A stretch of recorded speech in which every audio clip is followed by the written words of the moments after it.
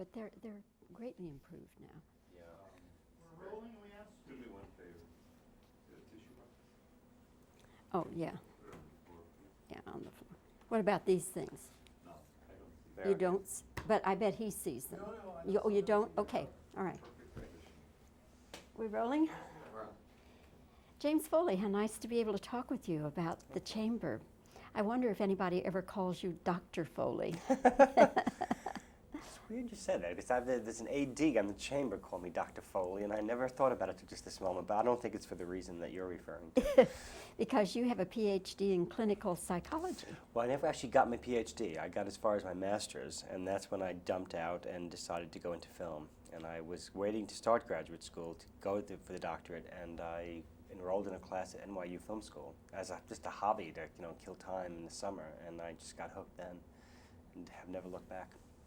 Did you, at the time you were studying psychology, plan to do that professionally? Oh yes, I was going to be a shrink. That was my definite thing. I never ever thought about being a movie director in my wildest dreams until after I was finished getting my master's, and then all of a sudden I just got hooked and just dropped everything, much to the consternation of my parents, who thought I had lost my mind. I have a double major in clinical psychology and broadcasting. Wow. And I have always found, especially in interviewing, that my psychology background helps me more than anything I Yeah. learned as a broadcast journalist. Yeah, I think that's very true, because I always think it's quite similar, the idea that I was pursuing the exploration of the human mind, how people interact and stuff like that, and then going to direct.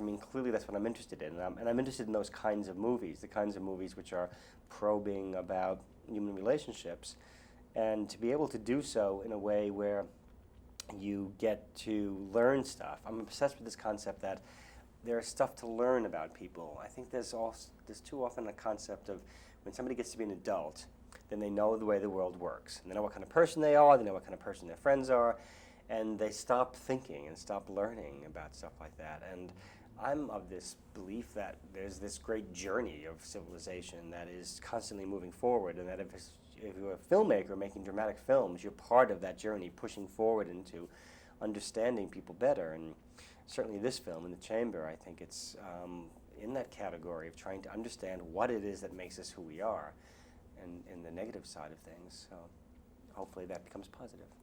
Also, I should think that it would help you in working with actors, because I have always found that actors, the best of them even, have the most fragile psyches.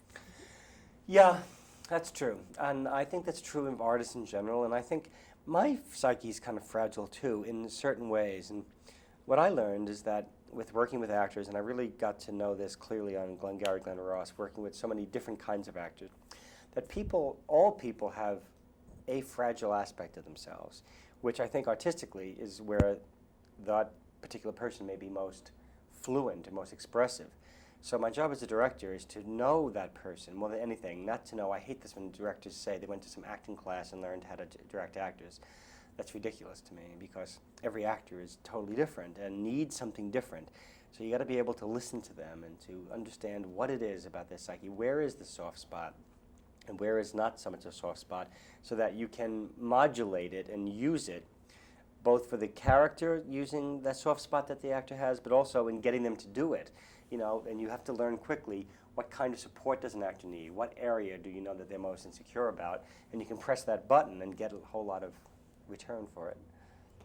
How would you say that Pacino and Hackman are different one from the other? Well, they're funny you mentioned the two of them, because they're probably more similar than they are different.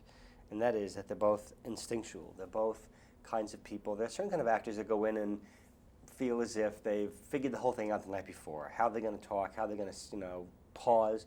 Pacino and Hackman memorize the lines and then literally don't know what's going to happen when you say action.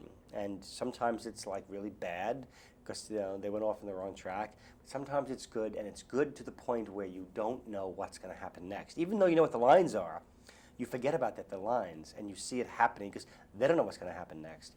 And that's a very exciting thing to witness, and it's a very rare thing. And the two of them certainly have that capability. Well, Jamie, you have a wonderful film here, The Chamber. Well, thanks. I enjoyed it very much, Oh, and good. This is wonderful good news. performances. and a film that I hope does very well for all of you. Yeah, me too. Thank you so much. Thank you very much. God, Grisham.